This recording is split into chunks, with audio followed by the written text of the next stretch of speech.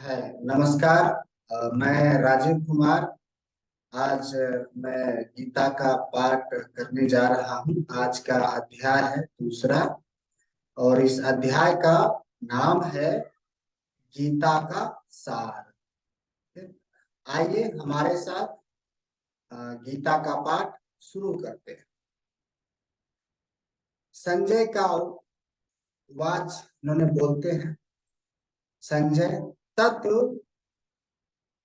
तथा कृपया विष्ठम श्रु पूर्णा कुलेक्षणम विसीदन्तमिदं वाक्यमुवाच मधुसूदनः। आइए इसका अर्थ जानते हैं। संजय ने कहा, करुणा से व्याप्त शोक युक्त अश्रुपूर्ति नेत्रों वाले अर्जुन को देखकर मधुसूदन कृष्ण ने ये शब्द कहे। आइए देखते तात्पर्य क्या है इस श्लोक का। भौतिक पदार्थों के प्रति करुणा, शोक तथा अश्रु ये सब असली आत्मा को ना जानने के लक्षण हैं। शाश्वत आत्मा के प्रति करुणा ही आत्म साक्षात्कार है। इस श्लोक में मधुसूदन शब्द महत्वपूर्ण है। कृष्ण ने मधु नामक असुर का वध किया था, और जब अर्जुन चाह रहा है कि कृष्ण उस अज्ञान रूपी असुर का वध करे जिसने उसे कर्तव्य से विमुख कर रखा है, कृष्ण उस क्षमा कीजिएगा, यह कोई नहीं जानता कि करुणा का प्रयोग कहाँ होना चाहिए। टूटे हुए मनुष्य के वस्त्रों के लिए करुणा मूर्खता होगी। अज्ञान सागर में गिरे हुए मनुष्य को केवल उसके बाहरी पहनावे अर्थात स्थूल शरीर की रक्षा करके नहीं बनाया जा क्षमा कीजिएगा नहीं बचाया जा सकता। जो इसे नहीं जानता और बाहरी पहनावे के लिए शोक करता है वह शूद्र कहलाता है, अर्थात वह वृथा ही शोक करता है। अर्जुन तो क्षत्रिय था, अतः उसे ऐसे आचरण की आशा क्षमा कीजिएगा अतः उससे ऐसे आचरण की आशा न थी। किंतु भगवान कृष्ण अज्ञानी पुरुष के शोक को विनष्ट कर सकते हैं, और इसी उद्देश्य से उन्होंने भागवत गीता का उपदेश दिया। यह अध्याय हमें भौतिक शरीर तथा आत्मा के वैश्लेषिक अध्ययन द्वारा आत्म साक्षात्कार का उपदेश देता है, जिसकी व्याख्या परम अधिकारी भगवान कृष्ण द्वारा की गई है। इस क्षमा कीजिएगा यह साक्षात्कार तभी संभव है जब मनुष्य निष्काम भाव से कर्म करे और आत्मबोध को प्राप्त हो। आइए दूसरा श्लोक का पाठ करते हैं। इसमें श्री भगवान जी का बात है। उन्होंने श्लोक बोले हैं, कुत्सत्वा क्षमा कीजिएगा कुत सत्वा कस्मल इदम विस्मय क्षमा कीजिए समुपस्थितम अनार्य जुष्टम स्वर्गीय कृति कर्म अर्जुन। इसमें भगवान श्री कृष्ण ने कहा, हे अर्जुन, तुम्हारे मन में यह कलमश आया कैसे? क्षमा कीजिएगा, हे अर्जुन, तुम्हारे मन में यह कल्मश आया कैसे? यह उस मनुष्य के लिए तनिक भी अनुकूल नहीं है जो जीवन के मूल्य को जानता हो। इससे उच्च लोक की नहीं अपितु अपयश की प्राप्ति होती है। तात्पर्य, इस श्लोक का तात्पर्य आइए जानते हैं। श्री कृष्ण तथा भगवान अभिन्न है, इसीलिए श्री कृष्ण को संपूर्ण गीता में भगवान ही कहा गया है। भगवान परम सत्य की प्रकाष्ठा है। परम सत्य का बोध ज्ञान की 3 अवस्थाओं में होता है। पहली अवस्था ब्रह्म या निर्वेश निर्विशेष, क्षमा कीजिएगा, ब्रह्म या निर्विशेष सर्वव्यापी चेतना। दूसरा परमात्मा या भगवान की अंतर्मयामी रूप जो समस्त जीवों के हृदय में है, तथा भगवान या श्री भगवान कृष्ण परम सत्य की यह धारणा इस प्रकार बताई गई है। वदन्ति तत्त्वविदस्तम यज्ञान मध्यम ब्रह्मोति ब्रह्मोति परमात्मेति भगनीति भगवानीति शब्दते। परम सत्य का ज्ञाता परम सत्य का अनुभव ज्ञान की 3 अवस्थाओं में करता है, पर ये सब अवस्थाएं एक रूप है। ये ब्रह्मा परमात्मा तथा भगवान के रूप में व्यक्त की जाती है। इन 3 दिव्य पक्षों को सूर्य के दृष्टांत द्वारा समझाया जा सकता है, क्योंकि उसके भी 3 भिन्न भिन्न पक्ष होते हैं। यथा धूप, जिसको प्रकाश सूर्य की सतह, तथा सूर्यलोक स्वयं जो सूर्य के प्रकाश का अध्ययन करता है, वह नौसिखिया है।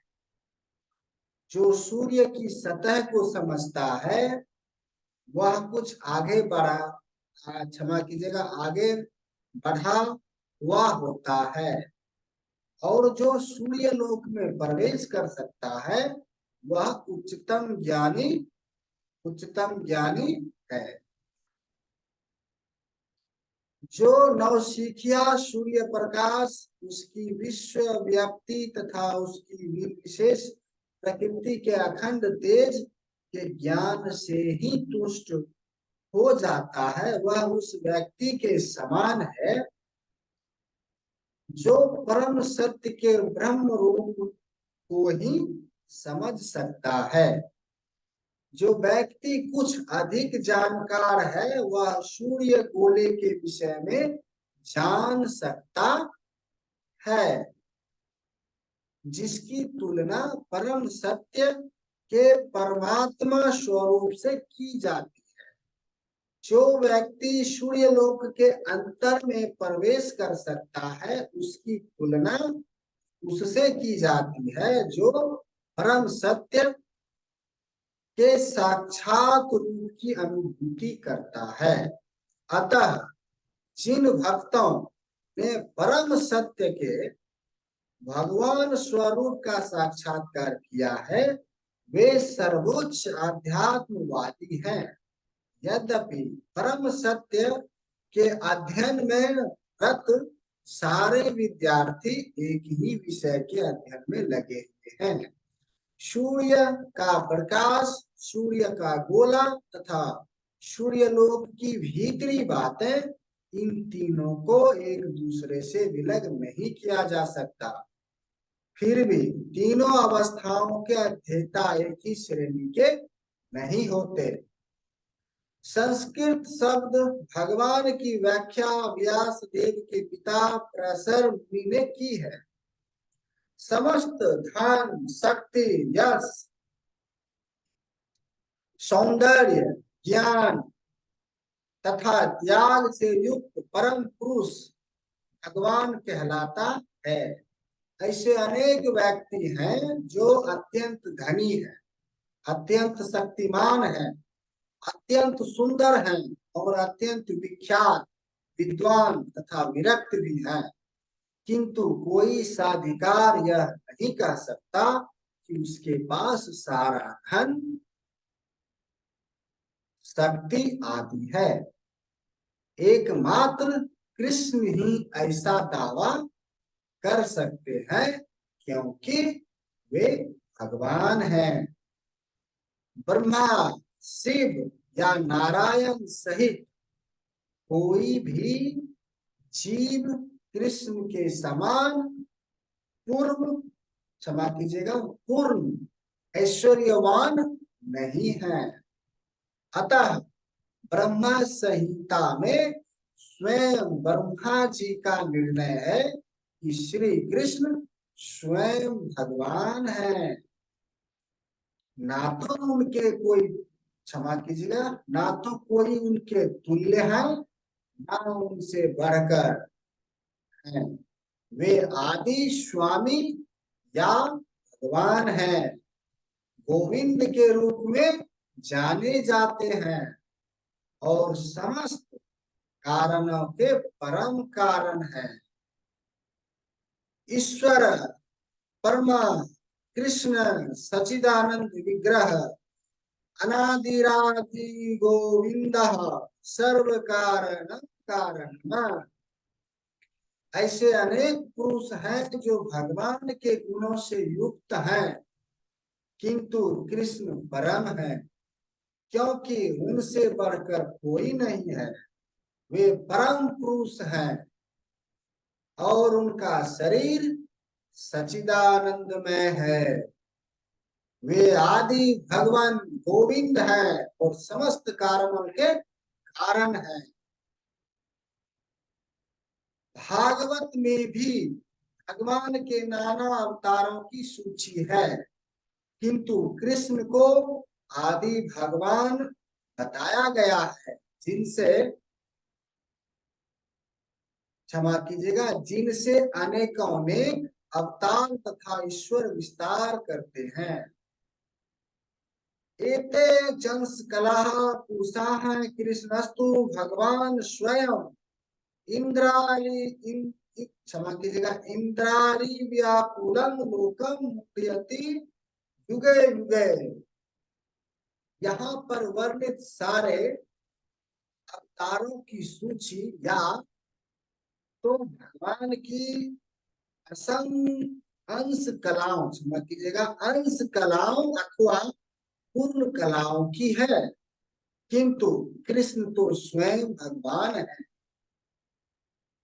अतः कृष्ण आदि भगवान परम सत्य आत्मा तथा निर्विशेष ब्रह्मा दोनों के उद्गम हैं। भगवान की उपस्थिति में अर्जुन द्वारा स्वजनों के लिए शोक करना सर्वथा अशोभनीय है। अतः कृष्ण ने कुतः शब्द से अपना आश्चर्य व्यक्त किया है। आर्य जैसी सभ्य जाति के किसी व्यक्ति से ऐसी मलिनता की उम्मीद नहीं की जाती। आर्य शब्द उन व्यक्तियों पर लागू होता है, क्षमा कीजिएगा, जो जीवन के मूल्यों को जानते हैं और जिनकी सभ्यता आत्म साक्षात्कार पर निर्भर करती है।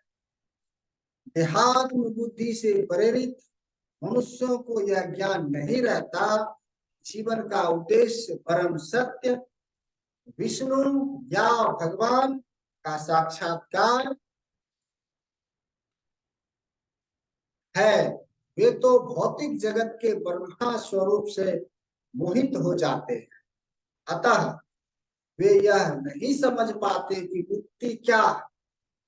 जिन पुरुषों की भौतिक बंधन से, क्षमा कीजिएगा, जिन पुरुषों को भौतिक बंधन से मुक्ति का कोई ज्ञान नहीं होता है, वे अनादि नार्य कहलाते हैं। यद्यपि अर्जुन क्षत्रिय था, किंतु युद्ध से विचलित होकर वह अपने कर्तव्य से गुमराह हो रहा था। उसकी यही कार्यता अनार्यों के लिए ही शोभा देने वाली हो सकती है। कर्तव्य पथ से इस प्रकार का विचलन न तो आध्यात्मिक जीवन में प्रगति करने में सहायक बनता है, ना ही इससे इस संसार में ख्याति प्राप्त की जा सकती है। भगवान कृष्ण ने अर्जुन द्वारा अपने स्वजनों पर इस प्रकार की करुणा का अनुमोदन नहीं किया। आइए दूसरा श्लोक, अगला श्लोक का पाठ करते हैं।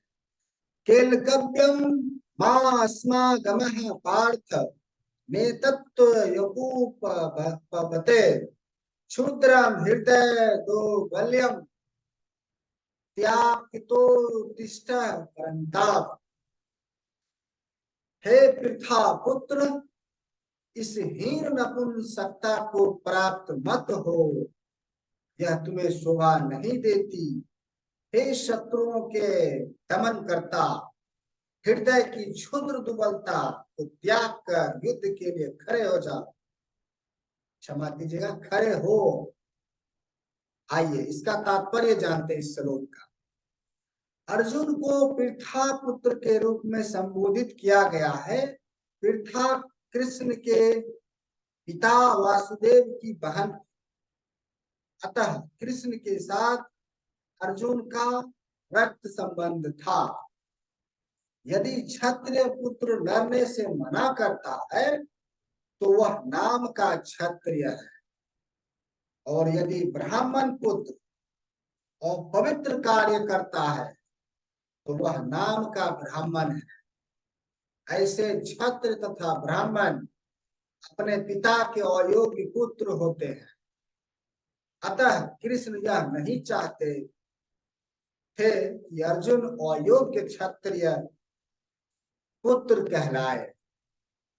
अर्जुन कृष्ण का घनिष्ठतम मित्र था और कृष्ण प्रत्यक्ष रूप से उसके रथ का संचालन कर रहे थे, किंतु इन सब गुणों के होते हुए भी यदि अर्जुन युद्ध भूमि को छोड़ता है तो वह अत्यंत निंदनीय कार्य करेगा। अतः कृष्ण ने कहा कि ऐसी प्रवृत्ति अर्जुन के व्यक्तित्व को शोभा नहीं देती है। क्षमा कीजिएगा, नहीं देती।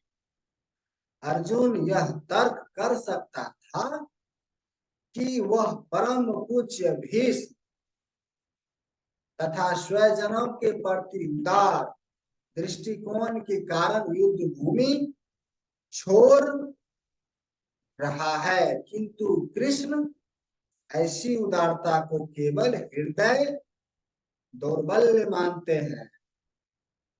ऐसी झूठी उदारता का अनुमोदन एक भी शास्त्र नहीं करता। अतः अर्जुन जैसे व्यक्ति को कृष्ण के प्रत्यक्ष निर्देशन, क्षमा कीजिएगा, प्रत्यक्ष निर्देशन में ऐसी उदारता या तथा कथित अहिंसा का परित्याग कर देना चाहिए। आइए नेक्स्ट, क्षमा कीजिएगा, अगले श्लोक का पाठ करते हैं।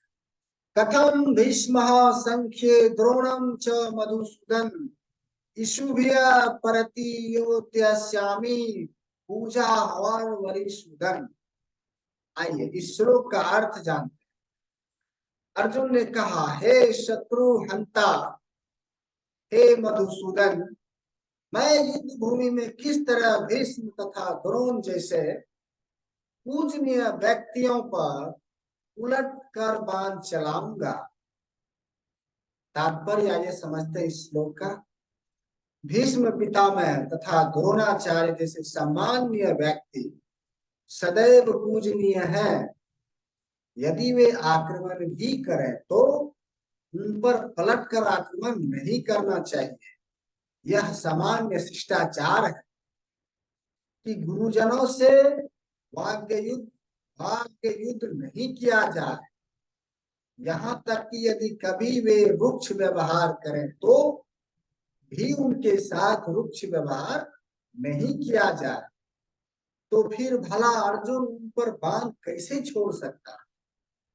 क्या कृष्ण कभी अपने पितामह नाना उग्रसेन या अपने आचार्य सांदीपनि मुनि पर हाथ चला सकते थे? अर्जुन ने कृष्ण के समक्ष ये कुछ यही कुछ क्षमा कीजिएगा यही कुछ तर्क प्रस्तुत किए। आइए अगला श्लोक का पाठ करते हैं। गुरु न हत्वा ही महानुभावन श्रेयो भौतुक लोके हत्वार्थ कामांस्तु गुरु निहवे क्षमा कीजिए गुरु निहेव पूज्य भोगान धीर प्रतिगंधान। आइए इस श्लोक का अर्थ जानते हैं। ऐसे महापुरुष को जो मेरे गुरु हैं उन्हें मारकर जीने की अपेक्षा इस संसार में भीख मांग कर खाना अच्छा है।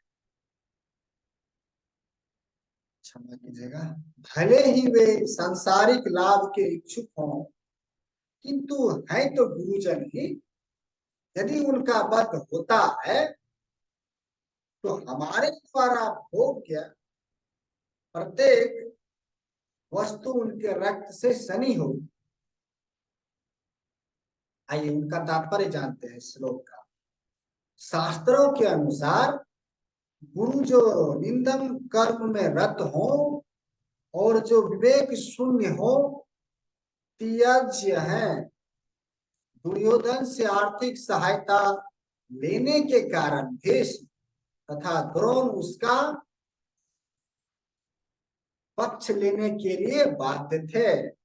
यद्यपि केवल आर्थिक लाभ में क्षमा कीजिएगा यद्यपि केवल आर्थिक लाभ से ऐसा करना उनके लिए उचित न था। ऐसी दशा में वे आचार्यों का सम्मान खो बैठते। किंतु अर्जुन सोचता है कि इतने पर भी वे उसके गुरुजन हैं, अतः उनका वध करके भौतिक लाभों का भोग करने का अर्थ होगा रक्त से सने अवशेषों का भोग। आइए अगला पाठ का अध्ययन करते हैं। श्लोक का पाठ करते हैं। न चैत द्विधा कतरतो गरियो युद्धा जयम यादि वान जयो जानेव हत्वा न जिजीविषाम अस्तो वा स्थिता परमुखे धृतराष्ट्र। आइए इस श्लोक का अर्थ जानते हैं। हम यह भी जानते हैं कि हमारे लिए क्या श्रेष्ठ है, उनको जीतना या उनके द्वारा जीते जाना। यदि हम धृतराष्ट्र के पुत्रों का वध कर देते हैं तो हमें जीवित रहने की आवश्यकता नहीं है। फिर भी वे युद्ध में हमारे समक्ष खड़े हैं। आइए तात्पर्य जानते हैं। अर्जुन की समझ में नहीं आ रहा है, क्षमा कीजिएगा नहीं आ रहा था कि वह क्या करे, युद्ध करे या क्षमा कीजिएगा युद्ध करे और अनावश्यक रक्तपात का कारण बने। यद्यपि क्षत्रिय होने के नाते युद्ध करना उसका धर्म है या फिर वह युद्ध से विमुख होकर भीख मांगकर जीवन यापन करे। यदि वह शत्रु को जीतता नहीं तो जीविका का एकमात्र साधन भिक्षा ही रह जाता है। फिर जीत भी तो निश्चित नहीं है क्योंकि कोई भी पक्ष विजयी हो सकता है। यदि उसको विजयी क्षमा कीजिएगा यदि उसकी विजय हो भी जाए क्योंकि उसका पक्ष न्याय पर है तो भी यदि धृतराष्ट्र के पुत्र मरते हैं तो उनके बिना रह पाना अत्यंत कठिन हो जाएगा। उस दशा में यह उसकी दूसरे प्रकार की हार होगी। अर्जुन द्वारा व्यक्त इस प्रकार के ये विचार सिद्ध करते हैं कि वह न केवल भगवान का महान भक्त था, अपितु वह आध्यात्मिक, क्षमा कीजिएगा, अपितु वह अत्यधिक प्रबुद्ध और अपने मन तथा इंद्रियों पर पूर्ण नियंत्रण, क्षमा कीजिएगा, नियंत्रण रखने वाला था। राज परिवार में जन्म लेकर भी इच्छा द्वारा जीवित रहने की इच्छा उसकी विरक्ति का दूसरा लक्षण है। ये सारे गुण तथा अपने आध्यात्मिक गुरु श्री कृष्ण के उपदेशों में उसकी श्रद्धा, ये सब मिलाकर, क्षमा कीजिएगा, ये सब मिलकर सूचित करते हैं कि वह सचमुच पुण्य आत्मा था। इस तरह का, क्षमा कीजिएगा, इस तरह यह निष्कर्ष निकला कि अर्जुन मुक्ति के सर्वथा योग्य था। अतः, क्षमा कीजिएगा, जब तक इंद्रियां संयमित ना हो, ज्ञान के पद तक उठ पाना कठिन है और बिना ज्ञान तथा भक्ति के मुक्ति नहीं होती। अर्जुन अपने भौतिक गुणों के अतिरिक्त इन समस्त दैवी गुणों में भी दक्ष था। आइए अगला श्लोक का पाठ करते हैं। कार्पण्य दोषोपहत्व स्वभावः पृच्छामि त्वं धर्म सम्मूढ़ते मूढ़चेताः यच्छ्रेयस्यात्रि निश्चित गुणि तन्मे शिष्य तेहा साधि मां त्वं परपत्रम। आइए इस श्लोक का अर्थ जानते हैं। मैं अपनी कृपान, क्षमा कीजिएगा, अब मैं अपनी कृपण दुर्बलता के कारण अपना कर्तव्य भूल गया और सारा धैर्य खो चुका।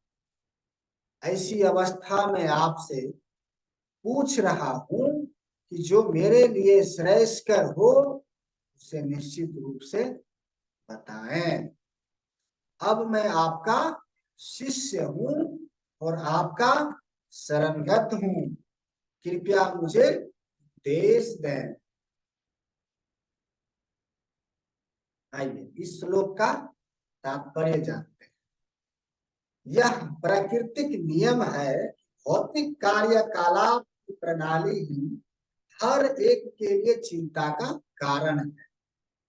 पग पग पर उलझन मिलती है, अतः प्रामाणिक गुरु के पास जाना आवश्यक है, जो जीवन के उद्देश्य को पूरा करने के लिए समुचित पथ निर्देशन दे सके। समग्र वैदिक ग्रंथ हमें यह उपदेश देते हैं कि जीवन की अनचाही उलझनों से मुक्त होने के लिए प्रामाणिक गुरु के पास जाना चाहिए। ये उलझने उस तवांगिन के समान है जो किसी के द्वारा लगाए बिना भभक उठती है। इसी प्रकार विश्व की स्थिति ऐसी है कि बिना चाहे जीवन की उलझने स्वतः उत्पन्न हो जाती है। कोई नहीं चाहता कि आग लगे, किंतु फिर भी वह लगती है और हम अत्यधिक व्याकुल हो उठते हैं। अतः वैदिक मानव उपदेश देता है कि जीवन की उलझनों को समझने तथा उनका समाधान करने के लिए हमें परंपरागत गुरु के पास जाना चाहिए। जिस व्यक्ति का प्रामाणिक गुरु होता है वह सब कुछ जानता है, अतः मनुष्य को भौतिक उलझनों में न रहकर गुरु के पास जाना चाहिए। यही इस श्लोक का तात्पर्य है। आखिर भौतिक उलझनों में कौन सा व्यक्ति पड़ा है? यह, क्षमा कीजिएगा, वह जो जीवन की समस्याओं को नहीं समझता, वृद्ध क्षमा कीजिएगा, बृहदारण्यक उपनिषद में व्याकुल व्यग्र मनुष्य का वर्णन इस प्रकार हुआ है। यो वा एत दक्षरम अगार्य विदित्वा स्मालोक का प्रेति स कृपान। कृपण वह है जो मानव जीवन की समस्याओं को हल नहीं करता और आत्म साक्षात्कार के विज्ञान को समझे बिना कुकुर सुकुर की भांति इस संसार को त्याग कर चला जाता है। जीव के लिए यह मनुष्य जीवन अत्यंत मूल्यवान निधि है, जिसका उपयोग वह अपने जीवन की समस्याओं को हल करने में कर सकता है। अतः जो इस अवसर का लाभ नहीं उठाता वह कृपण है। ब्राह्मण इसके विपरीत होता है, जो इस शरीर का उपयोग जीवन की समस्त समस्याओं को हल करने में करता है। या एत दक्षिणा गागार की प्रीति स ब्राह्मण। देहात देहात क्षमा कीजिएगा, देहात में बुद्धिवश कृपण या कंजूस लोग अपना सारा समय परिवार, समाज, देश आदि के अत्यधिक प्रेम में गंवा देते। मनुष्य प्रायः चर्म रोग के आधार पर अपने पारिवारिक जीवन अर्थात पत्नी, बच्चों तथा परिजनों में आसक्त रहता है। कृपण यह सोचता है कि वह अपने परिवार को मृत्यु से बचा सकता है, अथवा यह सोचता है कि उसका परिवार या समाज उसे मृत्यु से बचा सकता है। ऐसी पारिवारिक आसक्ति निम्न पशुओं में भी पाई जाती है, क्योंकि वे भी बच्चों की देखभाल करते हैं। बुद्धिमान होने के कारण अर्जुन समझ गया था पारिवारिक सदस्यों के प्रति उसका अनुराग तथा मृत्यु से उनकी रक्षा करने की उसकी इच्छा ही उसी क्षमा की जगह ही उसकी उलझनों का कारण है। यद्यपि वह समझ रहा था कि युद्ध करने का कर्तव्य उसकी प्रतीक्षा कर रहा था, किंतु कृपण दुर्बलता कापार्य दोष के कारण वह अपना कर्तव्य नहीं निभा रहा था। अतः वह परम गुरु भगवान कृष्ण से कोई निश्चित हल निकालने का अनुरोध कर रहा है। वह कृष्ण का शिष्यत्व ग्रहण करता है। क्षमा कीजिएगा, वह मित्रतापूर्ण बातें बंद करना चाहता है। गुरु तथा शिष्य की बातें गंभीर होती है और अब अर्जुन अपने माननीय गुरु के समक्ष गंभीरता पूर्वक बातें करना चाहता है। इसीलिए कृष्ण भागवत गीता ज्ञान के आदि गुरु हैं और अर्जुन गीता समझने वाला प्रथम शिष्य है। अर्जुन भागवत गीता को किस तरह समझता है यह गीता में वर्णित है। तो भी मूर्ख संसारी विद्वान बताते हैं कि किसी को मनुष्य रूप कृष्ण की नहीं बल्कि अजन्मा कृष्ण की शरण ग्रहण करनी चाहिए। कृष्ण के अंत तथा बाह्य में कोई अंतर नहीं है। इस ज्ञान के बिना जो भागवत गीता को समझने का प्रयास करता है वह सबसे बड़ा मूर्ख। आइए अगला श्लोक का पाठ करते हैं। नहीं पपस्यामि मामा पानुधान यच्छोकमुच्छो सन्निन्यान्द्रायणाम अवाया, क्षमा कीजिएगा, अवाप्य भूमा वस्पतन मृदु राज्यम सुरानामपि चाधिपत्यम। आइए इस श्लोक का अर्थ जानते हैं। मुझे ऐसा कोई साधन नहीं दिखता जो मेरी इंद्रियों को सुखाने वाले इस शोक को दूर कर सके। स्वर्ग पर देवताओं के अधिपत्य की तरह इस धन धान्य संपन्न सारे पृथ्वी पर निष्कंटक राज्य प्राप्त करके भी मैं इस शोक को दूर नहीं कर पा, क्षमा कीजिएगा, नहीं कर सकूंगा। आइए इस श्लोक का तात्पर्य जानते हैं। इस श्लोक का तात्पर्य यह है, यद्यपि अर्जुन धर्म तथा सदाचार के नियमों पर आधारित अनेक तर्क प्रस्तुत करता है, किंतु ऐसा प्रतीत होता है कि वह अपने गुरु भगवान श्री कृष्ण की सहायता के बिना अपनी असली समस्या को हल नहीं कर पा रहा है।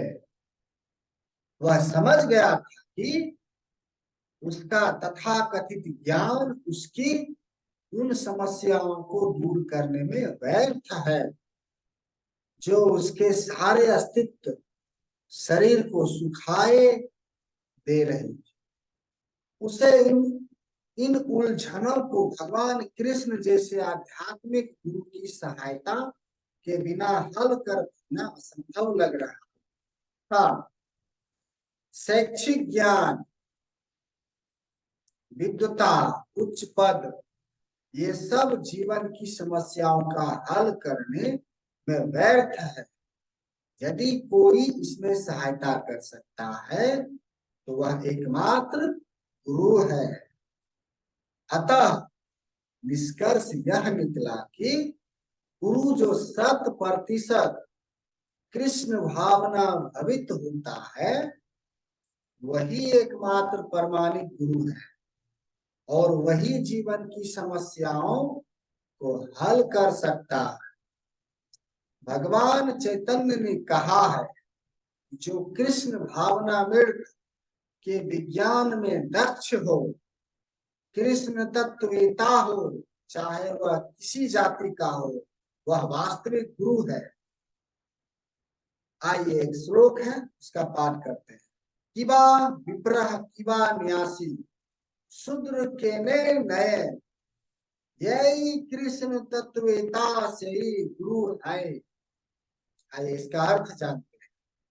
कोई व्यक्ति चाहे वह विप्र वैदिक ज्ञान में दक्ष हो, निम्न जाति में जन्मा शूद्र हो या सन्यासी, यदि वह कृष्ण के विज्ञान में दक्ष का मतलब वह कृष्ण तत्ववेता है, तो वह यथार्थ प्रमाणिक गुरु है। चैतन्य चरितामृत मध्य, ये ब्रैकेट में है, अतः कृष्ण तत्ववेता हुए बिना कोई प्रमाणिक गुरु नहीं हो सकता। वैदिक साहित्य में भी कहा गया है। आइए श्लोक है।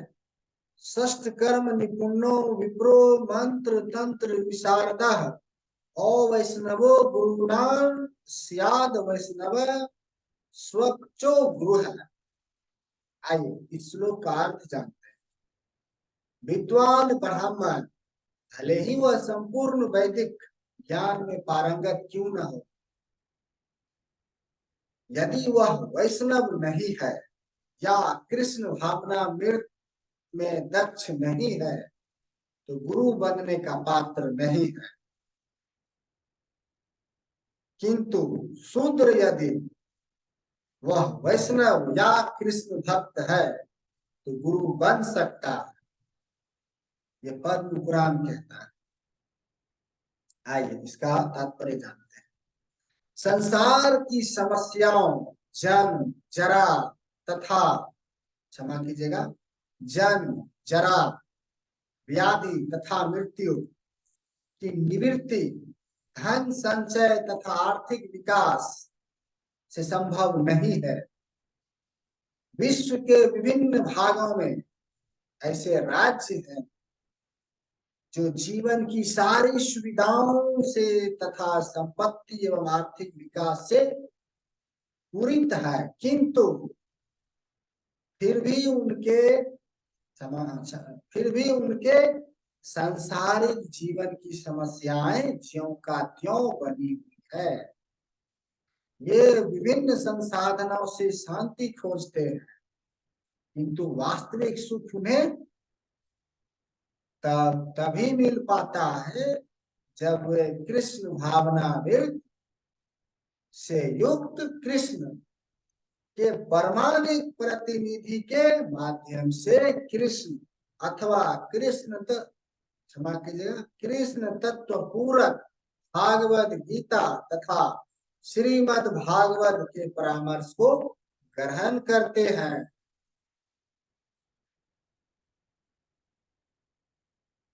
यदि आर्थिक विकास तथा भौतिक सुख किसी के पारिवारिक, सामाजिक, राष्ट्र या अंतरराष्ट्रीय व्यवस्था से उत्पन्न हुए शोकों को दूर कर पाते, तो अर्जुन यह नहीं कहता पृथ्वी का क्षमा कीजिएगा, अप्रतिम राज्य या स्वर्गलोक में देवताओं की सर्वोच्चता भी उसे, क्षमा कीजिएगा, उसके शोकों को दूर नहीं कर सकती। इसीलिए उसने कृष्ण भावनामृत का ही आश्रय ग्रहण किया और यही शांति तथा समरसता का उचित मार्ग है। आर्थिक विकास या विश्व आधिपत्य, क्षमा कीजिएगा, आधिपत्य प्राकृतिक प्रलय द्वारा किसी भी क्षण समाप्त हो सकता है। यहाँ तक कि चंद्रलोक जैसे उच्च लोकों की यात्रा भी, जिसके लिए मनुष्य प्रयत्नशील है, एक झटके में समाप्त हो सकती। भागवत गीता इसकी पुष्टि करती है। क्षीणे पुण्य मृत्यु लोका विशांति, जब पुण्य कर्मों के फल समाप्त हो जाते हैं, क्षमा कीजिएगा, तो मनुष्य सुख के शिखर से जीवन के निम्नतम स्तर पर गिर जाता है।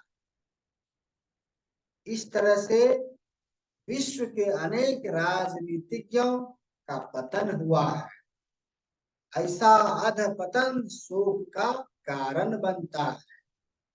अतः यदि हम सदा के लिए शोक का निवारण चाहते हैं, तो हमें कृष्ण की शरण ग्रहण करना, क्षमा कीजिएगा, करनी होगी। जिस तरह अर्जुन ने की। अर्जुन ने कृष्ण से प्रार्थना की, वे उसकी समस्या का निश्चित समाधान कर दें, और यही कृष्ण भावनामृत की विधि है। आइए अब संजय उपवास बोलते हैं, उनका श्लोक का पाठ करते हैं।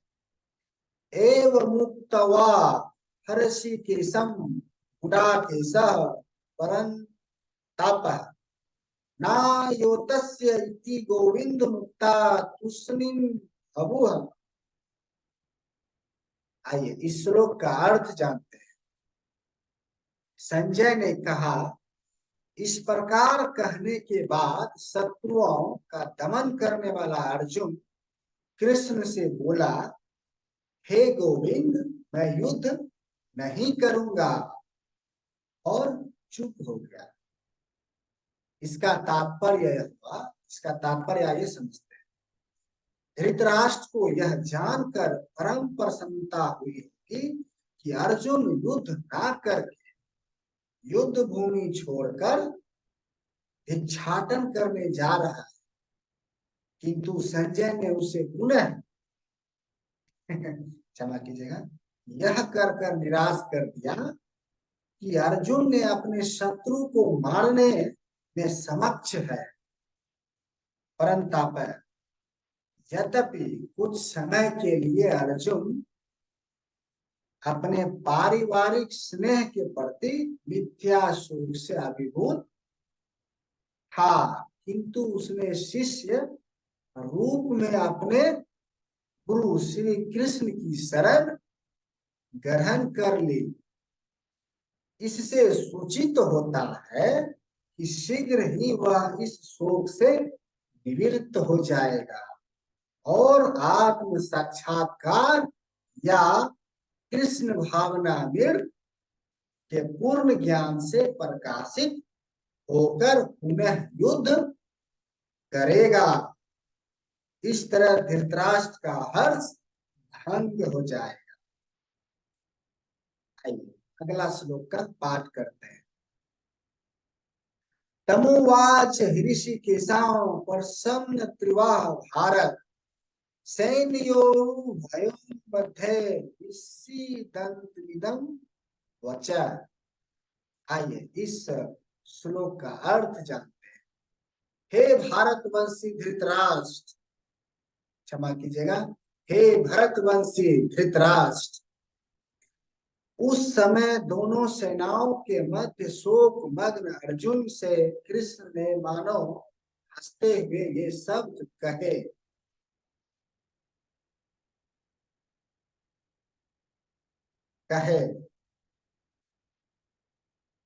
आइए इस श्लोक का तात्पर्य जानते हैं। दो घनिष्ठ मित्रों अर्थात ऋषिकेश तथा गुडाकेश के मध्य वार्ता चल रही थी। मित्र के रूप में दोनों का पद समान था, किंतु इनमें से एक स्वेच्छा से दूसरे का शिष्य बन गया। कृष्ण हंस रहे थे क्षमा कीजिए, क्योंकि उनका मित्र अब उनका शिष्य बन गया था। सबों के स्वामी होने के कारण ये सदैव श्रेष्ठ पद पर रहते हैं, तो भी भगवान अपने भक्त के लिए सखा, पुत्र या प्रेमी बना स्वीकार करते हैं, किंतु जब उन्हें गुरु रूप में अंगीकार कर लिया गया तो उन्होंने तुरंत गुरु की भूमिका निभाने के लिए शिष्य से गुरु की भांति गंभीरता पूर्वक बातें की, जैसा कि अपेक्षित है। ऐसा प्रतीत होता है कि गुरु तथा शिष्य यह वार्ता दोनों सेनाओं की उपस्थिति में हुई, क्षमा कीजिएगा, जिससे सारे लोग लाभान्वित हुए।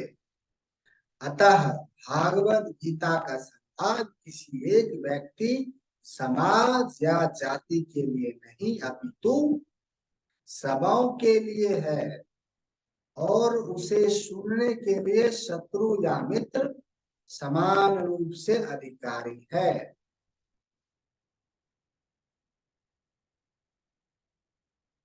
आइए अगला श्लोक का पाठ करते हैं।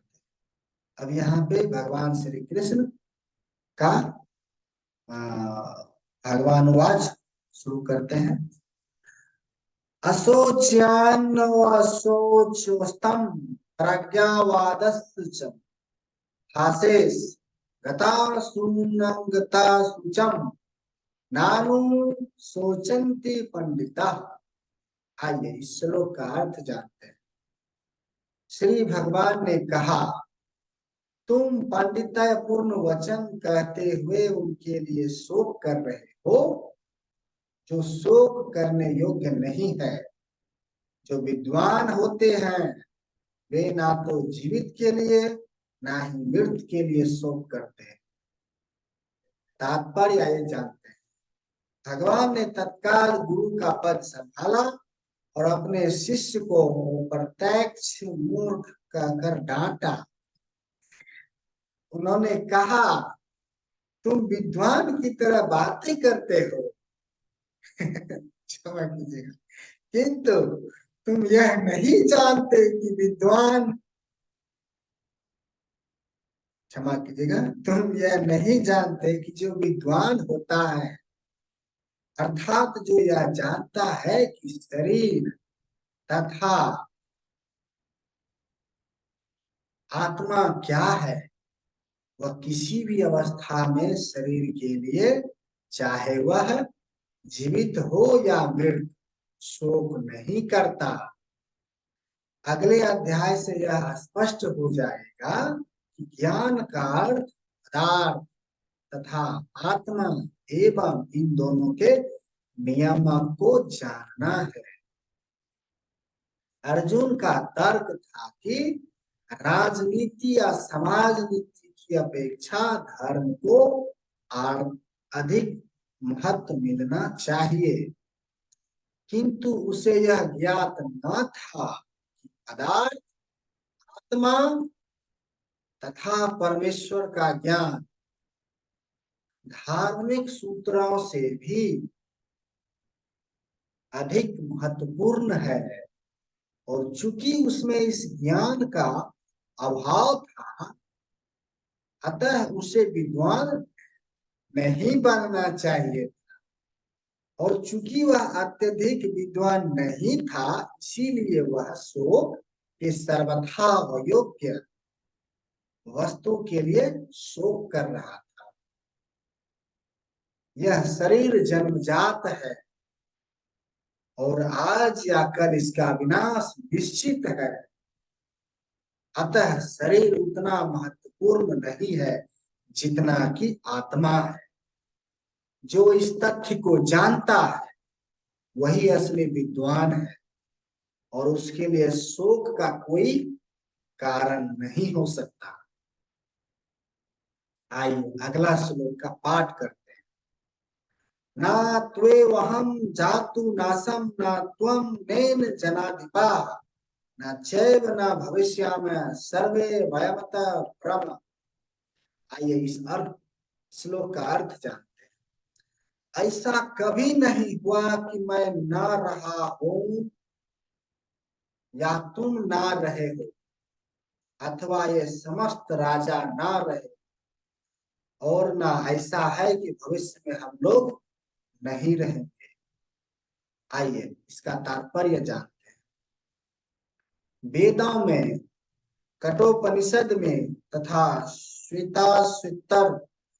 क्षमा कीजिएगा, श्वेतास्तर उपनिषद में भी कहा गया है कि श्री भगवान, क्षमा कीजिएगा, जो श्री भगवान असंख्य जीवों के कर्म तथा कर्म फल के अनुसार उनकी अपनी अपनी परिस्थितियों में पालक है, वही भगवान अंश रूप में हर जीव के हृदय में वास कर रहे हैं। केवल साधु पुरुष जो एक ही ईश्वर को भीतर बाहर देख सकते हैं, पूर्ण और शाश्वत शांति प्राप्त कर पाते हैं। आइए एक और श्लोक है, उसका पाठ करते हैं। नित्यो नित्यानाम चेतन चेतनानाम एको बहुनाम यो विधि धाति कमाना तमतामस्त येषु पश्यन्ति धीरास्थितांसु शांति शाश्वती। क्षमा कीजिएगा, नेत्रेषाम। ये कठोपनिषद के श्लोक। आइए अर्थ जानते हैं। जो वैदिक ज्ञान अर्जुन को प्रदान किया गया, वही विश्व के उन समस्त पुरुषों को प्रदान किया जाता है जो विद्वान होने का दावा करते हैं, किंतु जिनकी ज्ञान राशि न्यून हो। भगवान यह स्पष्ट कहते हैं कि वे स्वयं अर्जुन तथा युद्ध भूमि में एकत्र सारे राजा शाश्वत प्राणी है और इन जीवों की बुद्ध तथा मुक्त अवस्थाओं में भगवान ही एकमात्र उनके पालक हैं। भगवान परम पुरुष हैं तथा भगवान का चिर संगी अर्जुन, वह एवं समझ गया, एवं वहां पर एकत्र सारे राजागण शाश्वत पुरुष हैं। ऐसा नहीं है कि यह भूतकाल में प्राणियों के रूप में अलग अलग उपस्थित नहीं थे, और ऐसा भी नहीं है ये शाश्वत पुरुष बने नहीं रहेंगे। उनका अस्तित्व भूतकाल में था और भविष्य में भी निर्बाध रूप से बना रहेगा। अतः किसी के लिए शोक करने की कोई बात नहीं। यह मायावादी सिद्धांत कि मुक्ति के बाद आत्मा माया के आवरण से पृथक होकर निराकार ब्रह्म में लीन हो जाएगा और अपना अस्तित्व खो देगा, यहाँ पर परम अधिकारी भगवान कृष्ण द्वारा पुष्ट नहीं हो पाता, ना ही इस सिद्धांत का समर्थन हो पाता है। बुद्ध अवस्था में ही हम अस्तित्व का चिंतन करते हैं। यहाँ पर कृष्ण स्पष्ट कहते हैं कि भगवान तथा अन्यों का अस्तित्व भविष्य में भी अक्षुण्ण रहेगा, जिसकी पुष्टि उपनिषदों द्वारा भी होती है। कृष्ण का यह कथन प्रमाणिक है, क्योंकि कृष्ण मायावश, क्षमा कीजिएगा, मायावश्य नहीं है।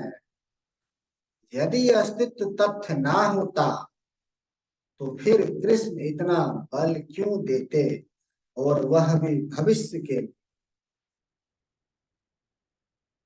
मायावादी यह तर्क कर सकते हैं कि कृष्ण द्वारा कथित अस्तित्व आध्यात्मिक ना होकर भौतिक है।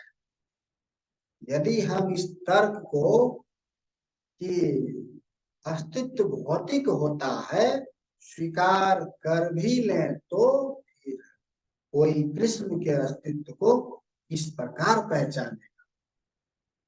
कृष्ण भूतकाल में भी अपने अस्तित्व की पुष्टि करते हैं और भविष्य में भी अपने अस्तित्व की पुष्टि करते हैं।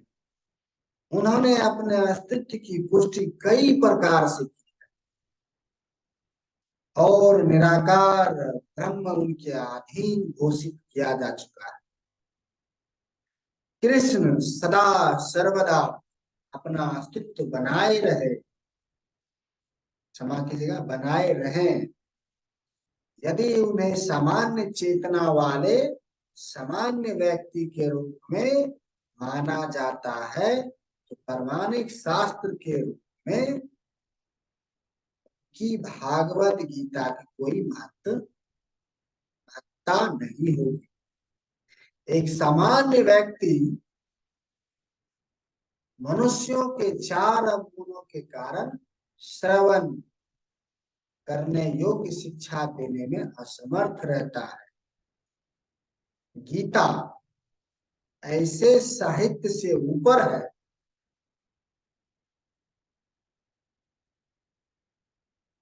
कोई भी संसारी ग्रंथ गीता की तुलना नहीं कर सकता।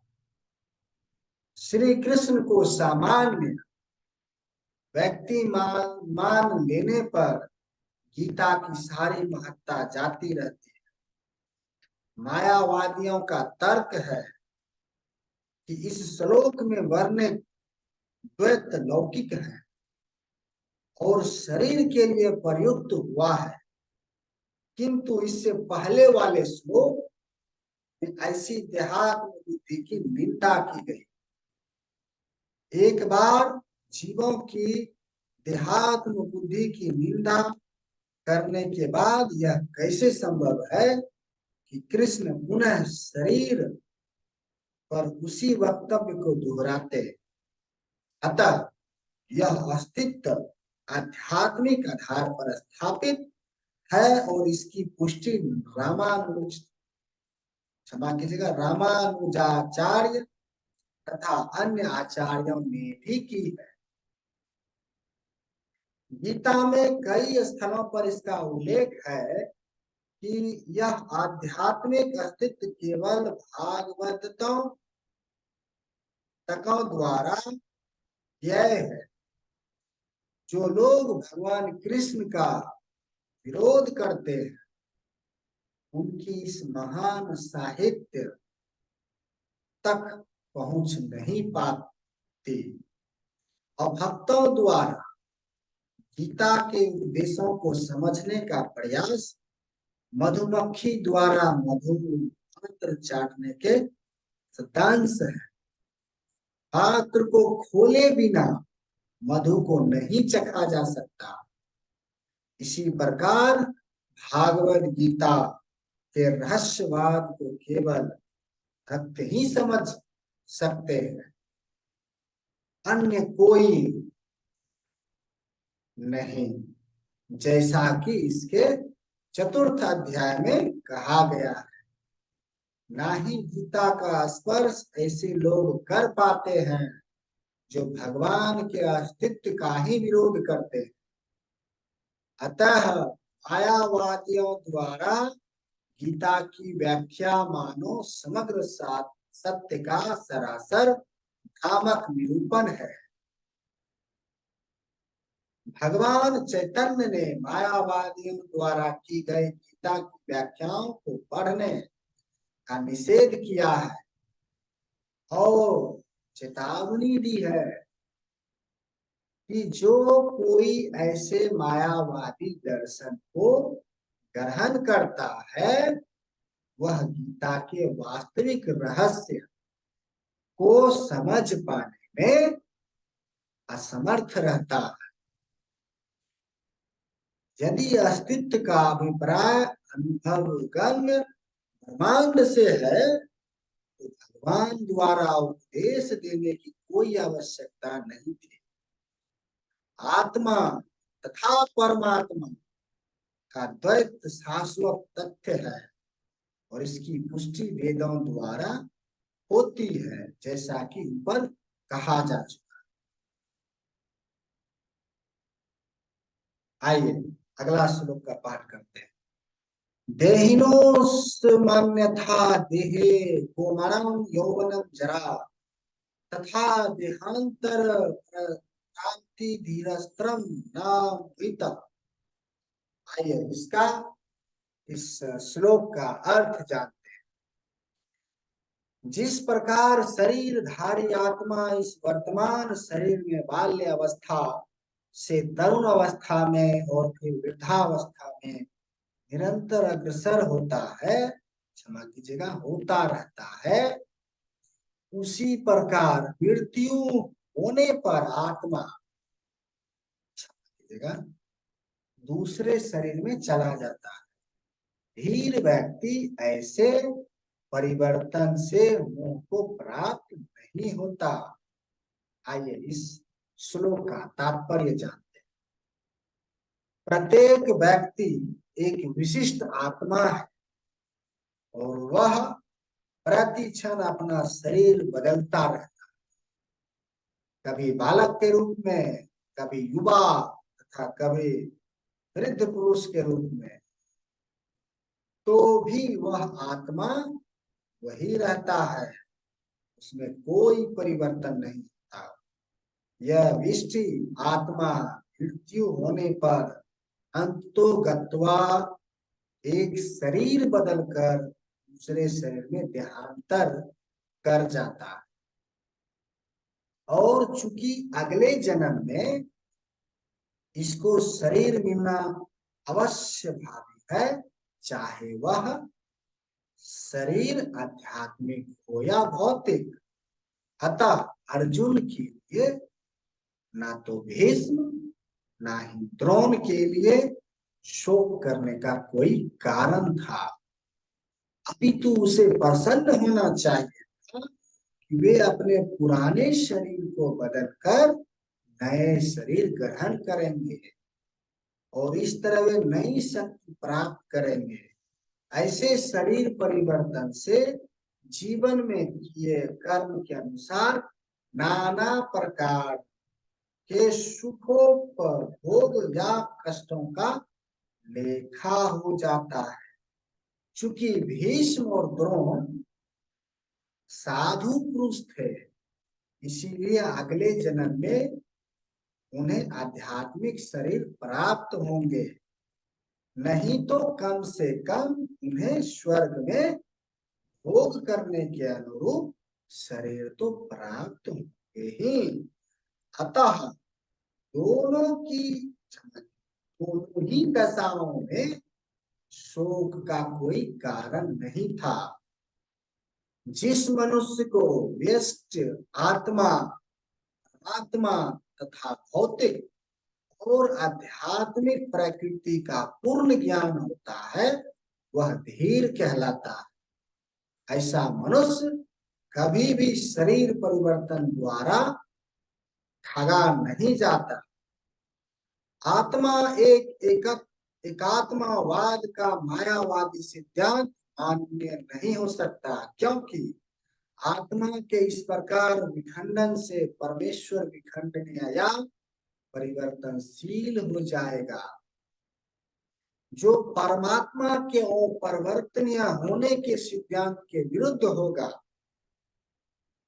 गीता में पुष्टि हुई है कि परमात्मा के खंडन का शाश्वत सनातन अस्तित्व है, जिन्हें जड़ कहा जाता है, अर्थात उनमें भौतिक प्रकृति में गिरने की प्रवृत्ति होती है। ये भिन्न अंश खंड नित्य भिन्न रहते हैं, यहाँ तक कि मुक्ति के बाद भी व्यष्टि आत्मा जैसा का तैसा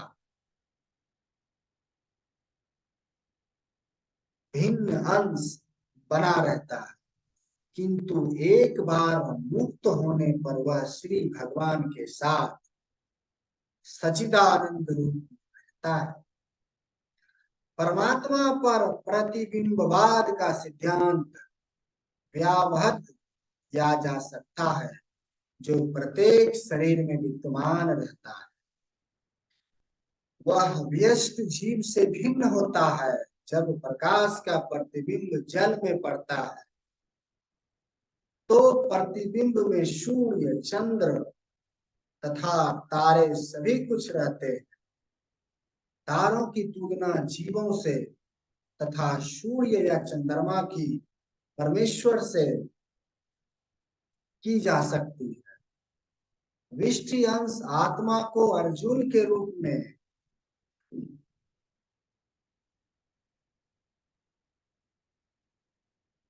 और परमात्मा को श्री भगवान के रूप में प्रदर्शित किया जाता है, जैसा कि चतुर्थ अध्याय के प्रारंभ में स्पष्ट है। वे एक ही स्तर पर नहीं होते। यदि अर्जुन कृष्ण के समान स्तर पर हो और कृष्ण अर्जुन से श्रेष्ठ ना हो, तो उनमें उपदेशक तथा उपदिष्ट का संबंध अर्थहीन होगा। यदि ये दोनों माया द्वारा मोहित होते हैं, तो एक को उपदेशक तथा दूसरे को उपदिष्ट होने की कोई आवश्यकता नहीं है। ऐसा उपदेश व्यर्थ होगा, क्योंकि माया के चंगुल में रहकर कोई भी परमाणिक उपदेश नहीं बन सकता। क्षमा कीजिएगा, परमाणिक उपदेशक नहीं बन सकता। ऐसी परिस्थितियों में यह मान लिया जाता है कि भगवान कृष्ण परमेश्वर हैं, जो पद में माया द्वारा विस्मृत अर्जुन रूपी जीव से श्रेष्ठ है।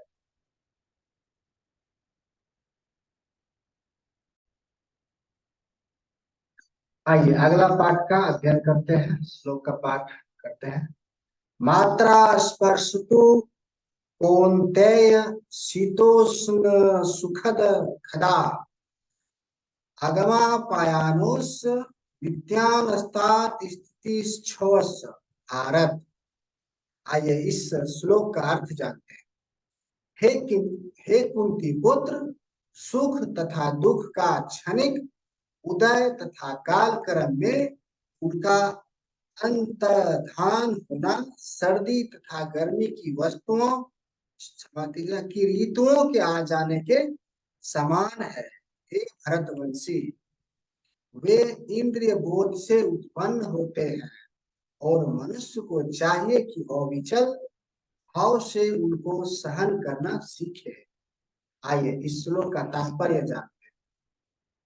तात्पर्य, कर्तव्य निर्वाह करते हुए मनुष्य को सुख तथा दुख के क्षणिक आने जाने को सहन करने का अभ्यास करना चाहिए।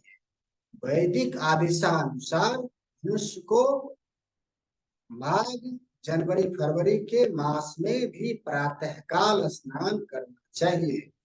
उस समय अत्यधिक ठंड पड़ती है, किंतु जो धार्मिक नियमों का पालन करने वाला है वह स्नान करने में तनिक भी झिझकता नहीं। इसी प्रकार एक गृहिणी भीषण से भीषण गर्मी की, क्षमा कीजिएगा, गर्मी की ऋतु में मई जून के महीनों में क्षमा कीजिएगा, गर्मी की ऋतु मई जून के महीने में भोजन पकाने में हिचकती नहीं।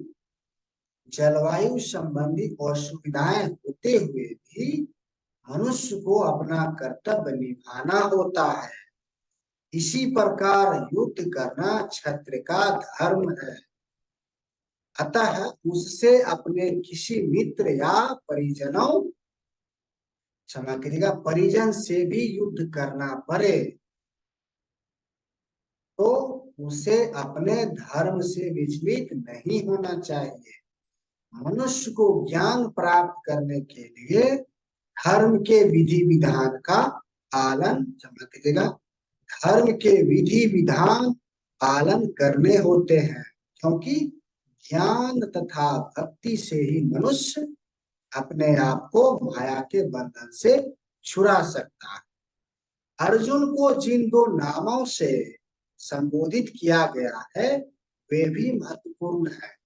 कौन्तेय कहकर संबोधित करने से यह प्रकट होता है कि वह अपनी माता की ओर मातृकुल से संबंधित है, और भारत कहने से उसके पिता की ओर पितृकुल से संबंध प्रकट होता है। दोनों ओर से उसको महान विरासत प्राप्त, महान विरासत प्राप्त होने के फलस्वरूप कर्तव्य निर्वाह का उत्तरदायित्व आ पड़ता है। अतः अर्जुन युद्ध से विमुख नहीं हो सकता। आइए अगला श्लोक का पाठ करते हैं। यं हि न व्यथायन्ते पुरुषां पुरुषर्व सम दुःख स सुख धीरं सो मातृत्व कल्पते। आइए इस श्लोक का पाठ का अर्थ जानते हैं। हे पुरुष श्रेष्ठ अर्जुन, जो पुरुष सुख तथा दुख में विचलित नहीं होता और इन दोनों में समभाव रखता है वह निश्चित रूप से मुक्ति के योग्य है। आइए इस श्लोक का तात्पर्य जानते हैं। जो व्यक्ति आत्म साक्षात्कार की उच्च अवस्था प्राप्त करने के लिए दृढ़ प्रतिज्ञा, क्षमा कीजिएगा, दृढ़ प्रतिज्ञ है और सुख तथा दुख के प्रहारों को समभाव से सह सकता है वह निश्चय ही मुक्ति के योग्य है। वर्णाश्रम धर्म में चौथी अवस्था अर्थात संन्यास आश्रम कष्ट साध्य अवस्था है, किंतु जो अपने जीवन को सचमुच पूर्ण बनाना चाहता है वह समस्त कठिनाइयों के होते हुए भी संन्यास आश्रम अवश्य ग्रहण करता है। ये कठिनाइयां पारिवारिक संबंध विच्छेद करने तथा पत्नी और संतान से संबंध तोड़ने के कारण उत्पन्न होते हैं, किंतु यदि कोई इन कठिनाइयों को सह लेता है तो उसके आत्म साक्षात्कार का पथ निष्कंटक हो जाता है।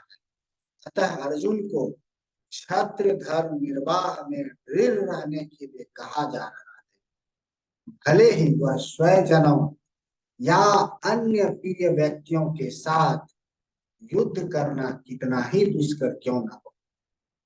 भगवान चैतन्य ने 24 वर्ष की अवस्था में ही संन्यास ग्रहण कर लिया था।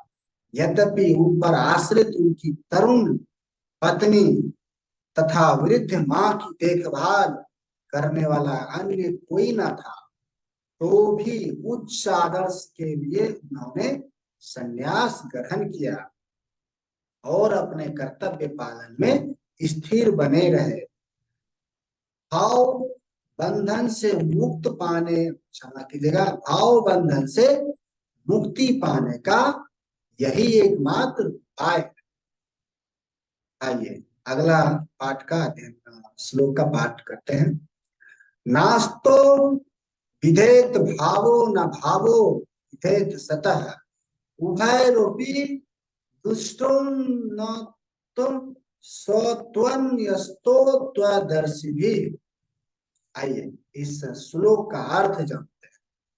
तत्वदर्शियों ने यह निष्कर्ष निकाला है कि असत भौतिक शरीर का तो कोई चिर अस्थायित्व नहीं है, किंतु सत आत्मा अपरिवर्तित रहता है। उन्होंने इन दोनों की प्रकृति के अध्ययन द्वारा यह निष्कर्ष निकालना, क्षमा कीजिएगा, यह निष्कर्ष निकाला। आइए इस श्लोक का तात्पर्य जानते हैं। परिवर्तनशील शरीर का कोई अस्थायित्व नहीं है।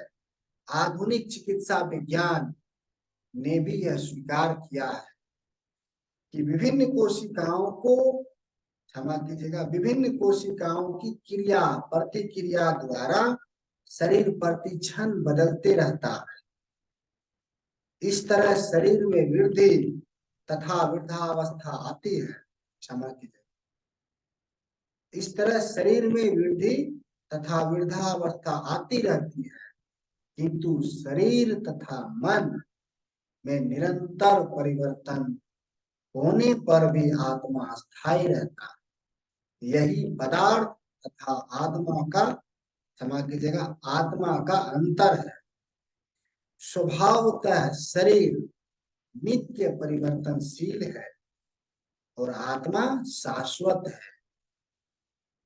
तत्वदर्शियों ने, चाहे वे विशेषवादी हो या सगुणवादी, क्षमा कीजिएगा, स्वगुणवादी, इस निष्कर्ष की स्थापना की है। विष्णु पुराण में कहा गया है कि विष्णु तथा उनके धाम स्वयं प्रकाश से प्रकाशित हैं। ज्योतिषिम विष्णु भू वर्णानी विष्णु, श्लोक है, वर्णित है विष्णु पुराण। सत तथा असत सब आत्मा तथा भौतिक पदार्थ के ही घोतक है। सभी तत्वदर्शियों की यही स्थापना है। यहीं से भगवान द्वारा अज्ञान से मोहग्रस्त जीवों को देश देने का प्रारंभ होता है। क्षमा कीजिएगा, अज्ञान को हटाने के लिए आराधक और आराध्य के बीच पुनः शाश्वत संबंध स्थापित करना होता है।